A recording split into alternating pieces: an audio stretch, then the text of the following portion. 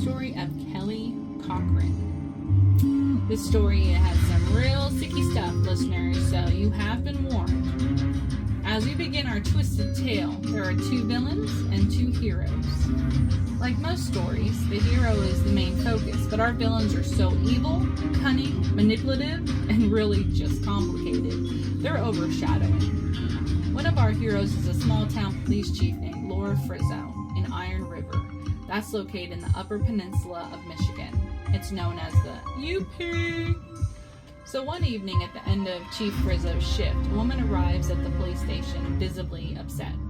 As Chief Laura approaches the woman, she tells her that she needs to report her ex-boyfriend missing. The missing man is Chris Regan. Our crying woman is Terry O'Donnell. She goes on to tell Chief Laura that Chris has been missing for over 2 weeks. Chief Laura takes the report and has Terry go with Sergeant Barrett to Chris's apartment. Now Terry's parents are the landlord, and she has a set of keys to get inside. While at his apartment, Terry noticed it's very messy. Now Chris, he's a neat freak. Dude keeps his things clean and organized. Now Terry told Sergeant Barrett that Chris is moving out of state for a new job, and she noticed that the paperwork is not filled out, so it's like he never made it to the interview.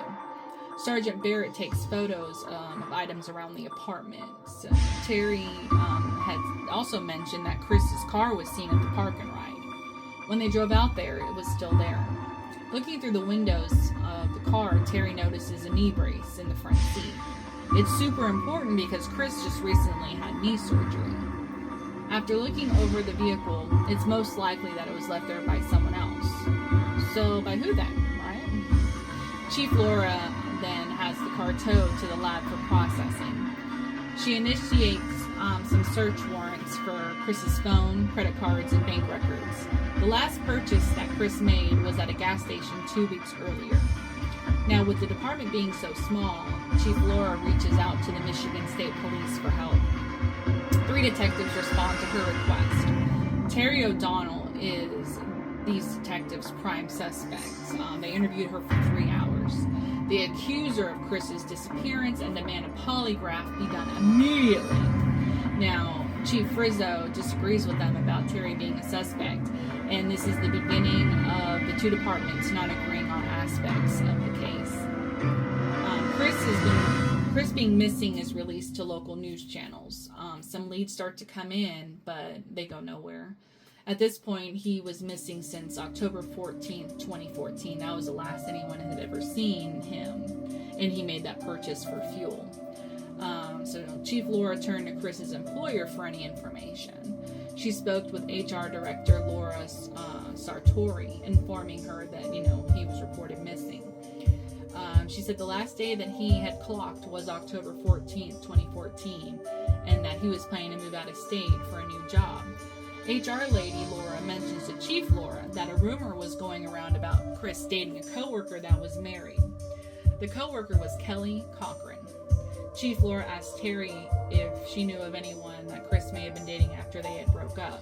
She said that she knew of someone named Kelly, but that was it. With this new lead, Chief Frizzo was like, okay, Sergeant Barrett, let's talk to Kelly, at her house. So once she got out there, a man answers the door. He says that he's Jason, and he's Kelly's husband. And she asks, where's Kelly? His response was, oh, well, I don't know where she is, and I don't know when she'll be home. Right in the middle of all this, a woman walks up from behind Jason. It's Kelly.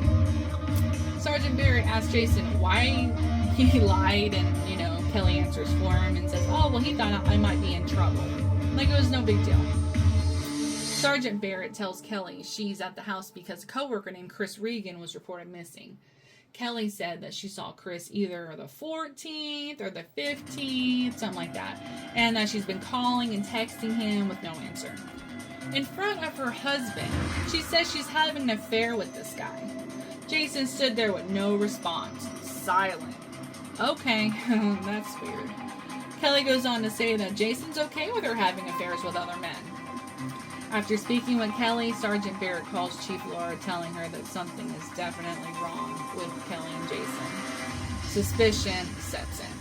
The next day, the chief asked Jason and Kelly to go to her to the station for a formal interview.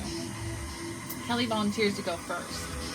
As they're being interviewed by colleagues, Chief Rizzo starts, requesting the search warrants. During her interview, Kelly's friendly, talkative, helpful. Now Jason's interview, cringe.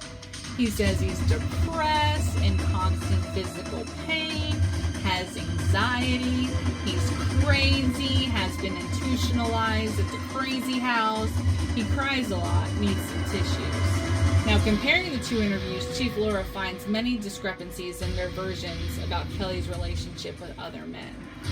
Now, the search is continuing for Chris. The Cochrans are now on the radar as suspects.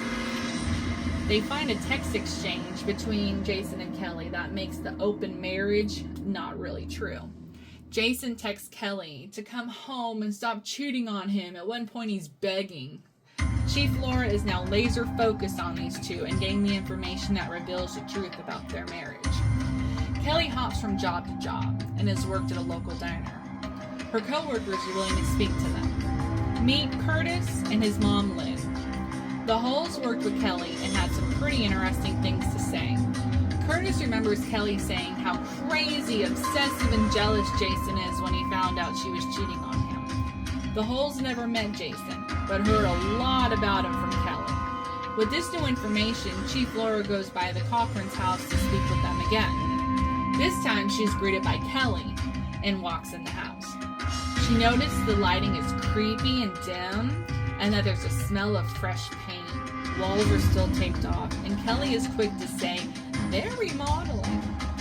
Jason enters the room, and when she asks them to come to the station because she has more questions, Jason agreed to go first, so he rides with Chief Laura. Kelly comes by in their truck.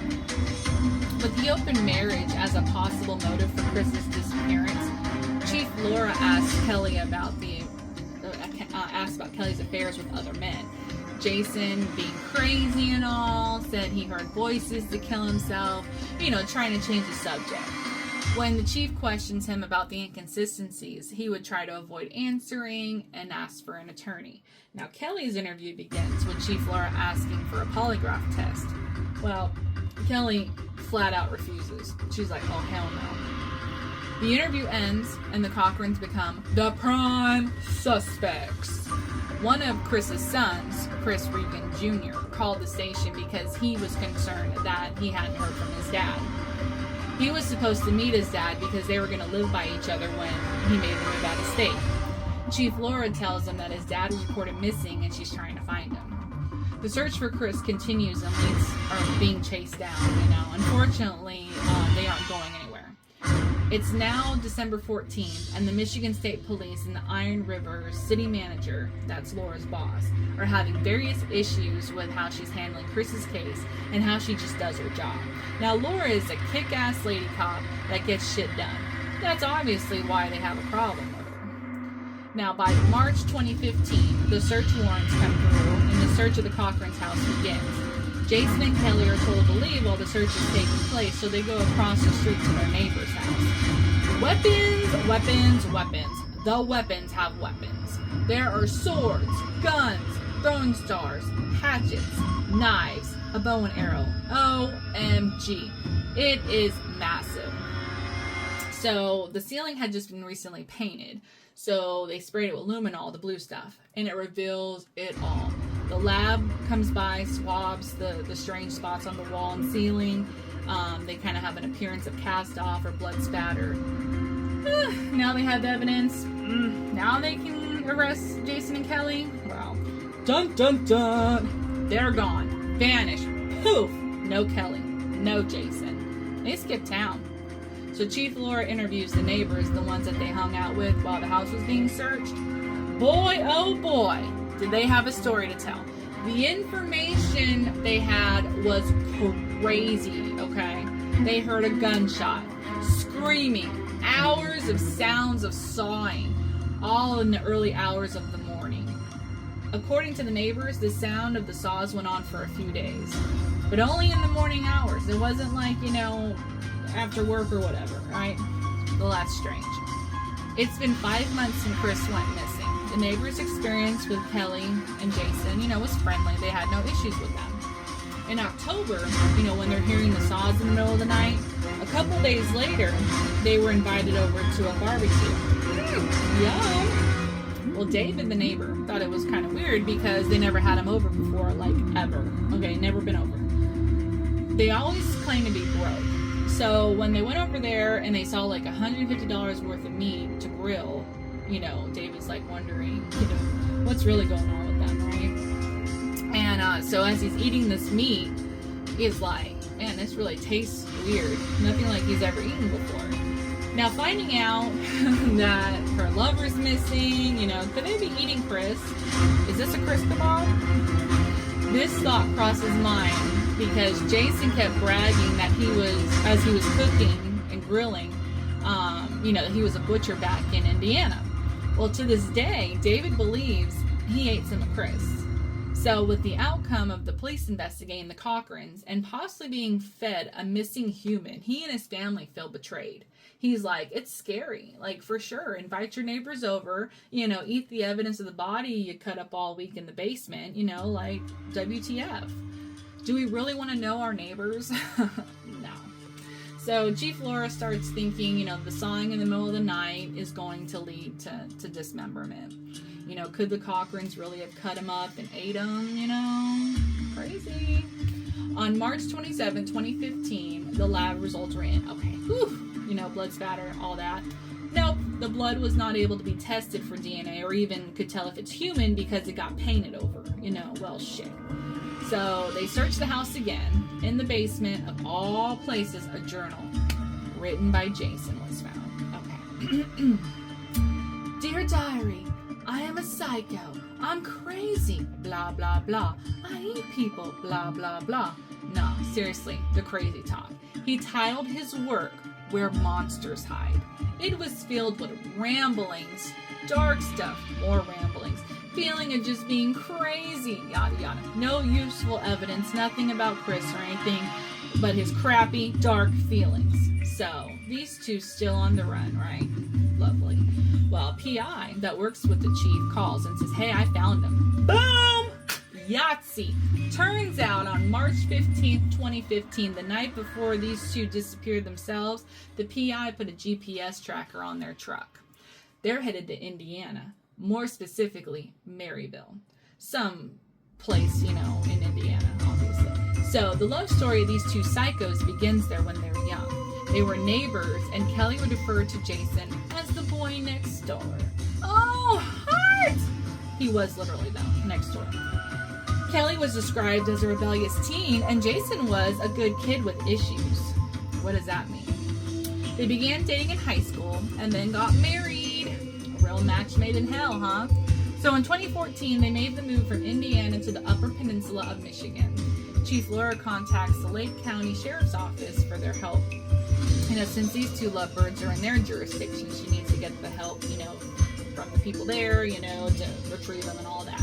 So she spoke with Detective Michelle Dvorak, or however you say that, about the suspects. Search warrants drawn up so they can go get them now. The GPS is not working on the truck, of course. So Chief Laura asked David, the neighbor guy that probably ate some of Chris, if he could, call them and kind of find out where they are exactly. Well, David said, yeah, I'll do that. So they recorded some calls, and it turns out they're staying at Kelly's mom's house. Cozy. And so the detectives arrive to the house with the warrant, and Jason's outside when they pull up. He probably should a little. So Jason is told that they are there to obtain DNA. You're going to have to give it, because of this piece of paper. Jason's taken to the Hobart police station. So while sitting in there, in the room, walks in Chief Laura. Blast from the past. Not really, it's only just been a couple days, but yeah. So she tries to get Jason to flip on Kelly, but he isn't budging. He's like, deny everything, don't remember, wants a lawyer, yada yada, blah blah blah, all that. So he shuts down the interview, then and there, over. But they have the order for the DNA. So he has to give it up. No lawyer, none of that stuff. It has to happen. So they get his DNA. Once it's taken, Kelly's now brought in. Chief Laura begins her questioning, bringing up texts from Jason begging her to stop cheating, seeing other men. Deny, deny, deny. Wants a lawyer. Of course she does. DNA time, bitch. This is Kelly's game. She's the one in control of everything and everyone. Jason's just a puppet, but it's court ordered DNA. Gotta get it. So, in the spring of 2015, thaw season, the mine behind the house in Michigan begins getting searched. It's called the Caspian Pit. Such a nice name for a big hole. They find a cinder block, rope, a burn barrel, and a clothesline.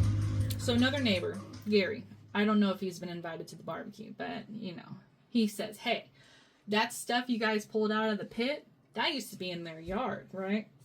He remembers this because they had a big old bonfire that gave off a terrible smell. It was so bad, he actually confronted them about it. They tried to say it was just brush, but Gary said, no, it's nasty, right? So Kelly, being the smart ass that she is, she's like, it's not that bad, is it? And he said, yeah, it is. And maybe we should get the cops out here and see what they think. Oh, Kelly's like, no, don't do that. No cops, right? We don't want them sniffing around. So Chief Rizzo searched the area where the fire pit once was, because, Gary's like, hey, it was over there. So she's looking around. She finds parts from a pair of jeans, like a zipper pull, stuff like that. Oh, and also a saw blade. No big deal. At this point, nothing can really be used in the case as physical evidence. It's just circumstantial because there's just no DNA on it. It's been burned, pretty good. So Laura's like, I'm going to reach out to the FBI. So they agree to help. They searched the GPS in Chris's car with their FBI superpower and found it was at Kelly's house on 10/14/14, the last day anyone other than the Cochran seen him. In the fall of 2015, the Iron River city manager job goes to some guy named David Thayer. This means, Chief Laura has a new boss. First order of business, question everything she does and her work. All of this just because she's a kick-ass lady cop that gets shit done. So now, it's been 15 months and Chris had gone missing. Cue plot twist. 911, what's your emergency? Kelly is calling 911 because Jason is not breathing. He's overdosing on drugs. Mind blown. EMS responds, but he is dead. No, not Jason. He's been dead for a while. R.I.P. Jason. Dum da dum dum da dum da dum da dum. A death investigation begins to look into Jason, because he's dead and all. Cue another hero. Our second hero of this twisted saga is Detective Jeremy Ogden. He works for the Hobart Police Department in Indiana. You know where these two idiots are from. So Chief Laura sends in all the reports and info to Jeremy, which is Ogden, involving Kelly and Jason about the disappearance of Chris. He starts with the interviews with them. You can tell right off the bat that Kelly's a mastermind leader, crazy person. And then, he's looking, like, okay, wow. There's definitely something here. So Detective Jeremy attends Jason's autopsy. Dude has a cocktail of drugs in his system, okay? But the crazy of the crazy is that he has signs of strangulation, suffocation, Whoa, I thought he croaked of an overdose. Strange. What? Does this mean that Jason was murdered? Another plot twist? So now this is a homicide investigation for Detective Ogden. So Kelly is brought in for an interview to find out what happened to Jason. Drugs. Her claims were all the kinds of drugs. So then Jeremy changes the questions and says, like, well, what happened in Michigan with Chris Regan? Immediately, she shuts down like a switch went off. She will not talk about Chris at all. With the help of FBI, Detective Ogden is put in touch with a friend of Jason, right? This dude, Walt Ammerman. Not Hammerman, Ammerman. He saw somewhere along the lines, the internet, YouTube, whatever, that Chris Regan is missing from Michigan. He makes the connection after he finds out Jason's dead. He's like, well, that's a coworker of Kelly's from Michigan. So he's like, I gotta call the FBI. I gotta say, hey, one of them are dead, right? So he makes the call And now he's put in touch with Detective Jeremy Ogden. And, I feel for Walt. He's a good dude. He's just trying to do the right thing. He wants justice for his friend. So Detective Ogden planned to have Walt call Kelly to try to get her to get some kind of, I wouldn't say confession, because she's smarter than that, but any kind of information. Anything would help. Anything. Just any crumb of anything, okay? So the plan is Walt writes a note sounding like Jason, letting her kind of hear the wording. It was mailed, yada yada. Okay, action. So Walt, with the call being recorded, calls Kelly, and Kelly answers, tries to rush him off the phone. Well, he was able to keep her listening, and he told her that, that I got this note in the mail from Jason. If anything happens to me, send this unopened letter that's attached with the note to the Iron River Police Department in Michigan. Crickets. Silence. All she says is, please don't. Ooh, those words. Detective Ogden knew he had got her. 2 days later, Detective Ogden starts getting calls from and texts from Kelly. She's just frantic, right? She wants to meet. She wants to talk. Does she now? Was this because of the letter? I don't know. On March 29, 2016, Kelly meets Jeremy at the station. She begins her conversation with, I'll tell you about Chris. He's dead. Woo!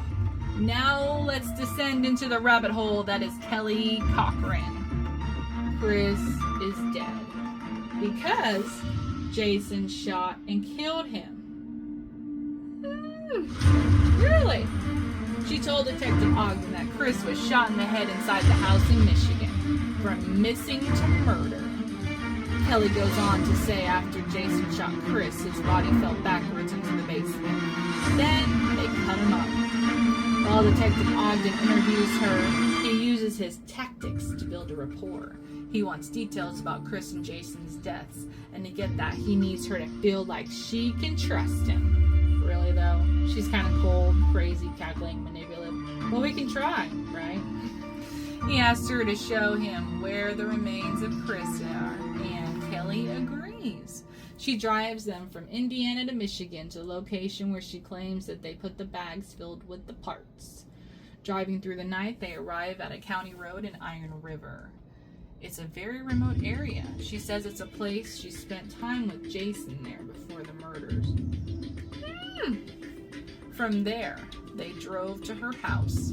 She attempted to reenact what happened to Chris at the house moments before Jason shot him. None of the so-called facts made any sense. Detective Ogden called her out on her inconsistencies, but all she did was put it all on Jason now. She's the victim. Jason was the aggressor. She explained that she was forced to clean up the mess in the basement after Jason dismembered Chris. She used various cleaning products, claiming that it was so clean, that's why nothing was ever found in the basement.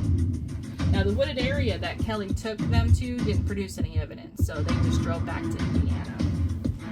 In the following weeks, Jeremy would continue to interview Kelly, but it was only when she was willing to talk, She's in control here.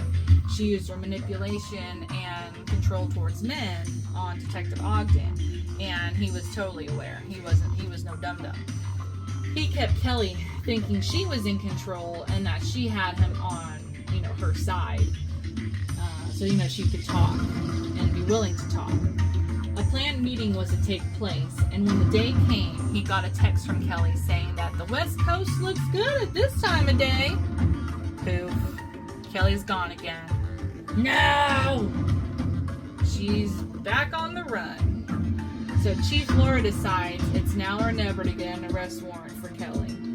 Detective Jeremy goes to Kentucky because that's actually where she's at. She's not in the West Coast because he had pinged her phone, and voila, Kentucky. So they arrest her and they bring her to a local jail. Now at this point, Chris has been missing for 18 months. Detective Ogden interviews Kelly while in this jail, and now she has a new story. Oh yeah, I'm sure she does. So she was in it with Jason to kill Chris.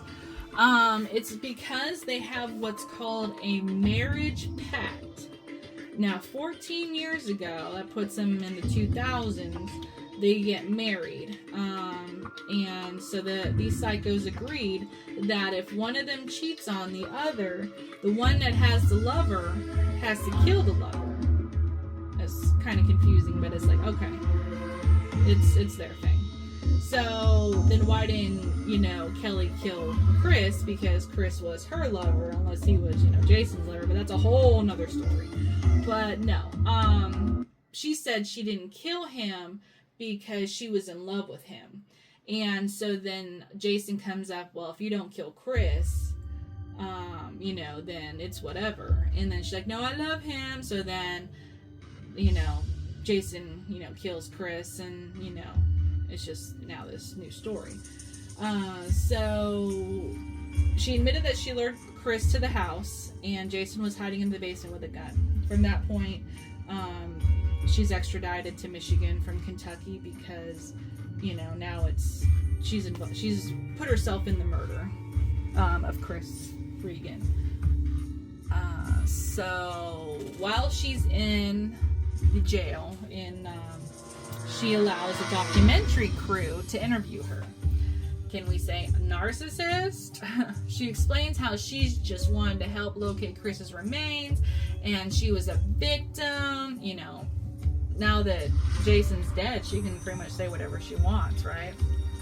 So on May 17th, 2016, Kelly does agree to show Chief Laura where they dumped the bags containing the parts of Chris. Now this is the actual dumping grounds this time, I guess. So while the dogs searched, she's telling Chief Laura that she got such a high from seeing and tasting Chris's blood as Jason cut him up. Okay, that's sick. So now the dogs have alerted. There's a shredded plastic bag, right? Everybody goes over there, they're looking at it. Well, it's empty. So Kelly goes back to smoking her cigarette. It's just another day for her. So the dogs alert again in another area. And that's when they find Chris's skull. So it was the right place this time. So now Kelly is now willing to tell a little bit more about, where stuff is. So she goes to Chief Laura and says, that Caspian pit thing behind our house. Yeah, that's where we dropped the murder weapon. So they make a trip out there. They do find it. She really wasn't full of shit that time. And so while she's there, I guess, she was like, well, might as well just, put the nail in that coffin, So she tells them that in the house, in the kitchen, there's a pair of forceps that she used to pull the bullet out of Chris's skull. Yeah.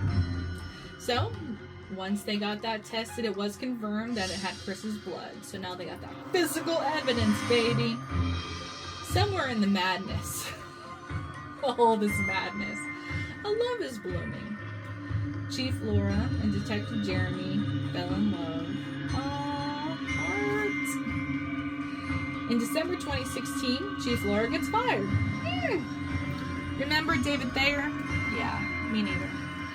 He was the new boss guy that had the buck up his ass with Laura's job performance and how she handled Chris Regan's case. Wow. Regardless, it's about justice for Chris, not that political shit in small town and all that. But, let's keep it focused. Whatever. She did her job. She got the evidence.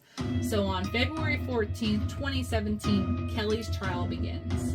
Now this is going to be for the murder of Chris. It's so confusing. There's so many dead people around. It's like, which one is she actually going to court for?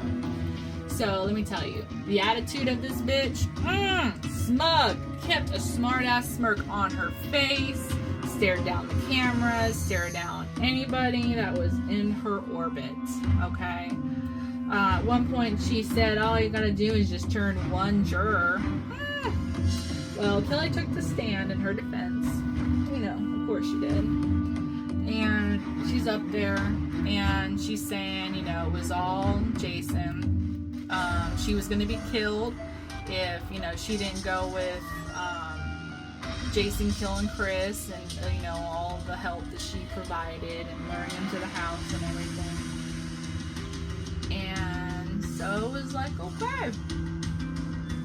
And so when her case went to trial, Chris was gone for 3 years at that point. So the jury goes off and deliberates, and they come back. They do have a verdict, and is guilty. Sentenced life without parole. Yeah, boom, the end. Right? Nope, not with Kelly. Nope, not this story. No, we're not done with her yet. Okay. So we still got Jason, the husband. So we got justice for Jason, maybe. He's murdered. Kelly, you know, offed him too. Wow. Colton, Javoygan, however you say his name, he's Kelly's brother. And I guess when Kelly gets these boyfriends, you know, she just tells the world. And so there was this guy she was seeing, and she met him on the internet. Well, this guy is a cold case, an unsolved case, because he got shot. Oh, tell me. Other victims? So Colton saw the news of this guy that, you know, got shot. And he remembered, you know, seeing a picture of the guy that Kelly was going off to see. Well, he resembled the dead guy. So, you know, maybe we're entering Kelly Cochran's serial killer. Other victims: Minnesota, Tennessee, Indiana, Michigan. A strange and interesting fact about Kelly is she's got 14 butterfly tattoos. Now, she says that they symbolize people that she has lost. By her hand, by Jason's hand, by both their hands, you know? 14 people, that's a lot of people to die around you, you know? And then in her home, the place she had in Michigan, she had tons of butterfly decor. Me too, girl. But, you know, do these butterflies represent her victims? You know, is there a connection there? Is she the butterfly killer? You know, no. But she did confess and pled guilty to killing Jason. And that was in April 2018. So, justice for Jason. Yeah, buddy. Okay, so that kind of, you know, goes from there. She's in prison for life, you know, just throw on another, you know, life sentence. Jeremy and Laura got married. They're now private investigators, and they're looking into cold cases and possible new victims of Jason and Kelly. There's been some books written about the case, some documentaries. You know, maybe Kelly could do a podcast from prison, you know, get her side out there, you know, because her story's always changing, always got something new to say. But I really have a feeling we haven't heard the last of Kelly Cochran. So that's it. That's what we know of her and her twisted life. Her story had love, murder, dismemberment, love, possible cannibalism, love. Let me know what you think. I plan on working on some new true crime stories, so stay tuned. If you like what you've heard, please like and subscribe, and there's more Murdercast to come.